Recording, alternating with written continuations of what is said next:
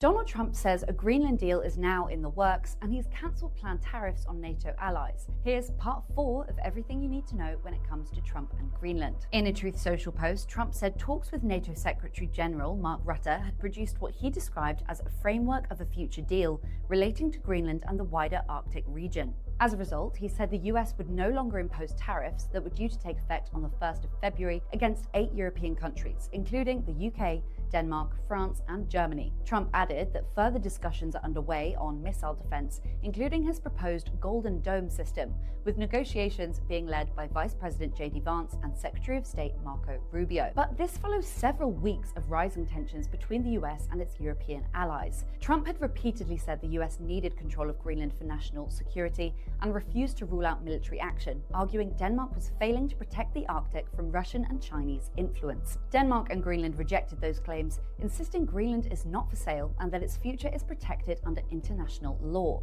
As the dispute intensified, NATO allies deployed troops to Greenland and protests took place in Nuuk and Copenhagen, with demonstrators calling for Greenland's right to decide its own future. Then came the economic threat. Trump announced tariffs starting at 10% and rising to 25% on European countries opposing his Greenland plans, raising fears of a trade war inside NATO. But now Trump says those tariffs are off and that diplomacy, not force, is the way forward. But there's a major caveat. So far, neither Denmark, Greenland, or NATO have publicly confirmed that any deal over Greenland actually exists. Danish PM Mette Frederiksen said Danes could negotiate on everything: political, security, investments, economy, but they cannot negotiate on their sovereignty. So for now, this appears to be more of a pause in the standoff, not the end of it. Stay tuned for the next part of this story on Bulletin. Download Bulletin now, the news app for seriously busy people.